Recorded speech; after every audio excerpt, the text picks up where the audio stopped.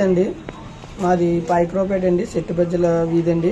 మా అమ్మగారు కురుమల నేస్తాలమ్మ గారు డిసెంబర్ 1వ తారీఖు 2022లో కరెంట్ షాక్ గురయ్యారండి. హాస్పిటల్కి చేసి చికిత్స పొందుతూ 9 డిసెంబర్ 2022లో మరణించారండి. ప్రేమ స్వరూప్ మినిసిస్ట్ వారు 20,000 ఆర్థిక సాయం చేశారండి. వారికి మా కుటుంబ సభ్యుల తరపున కృతజ్ఞతలండి.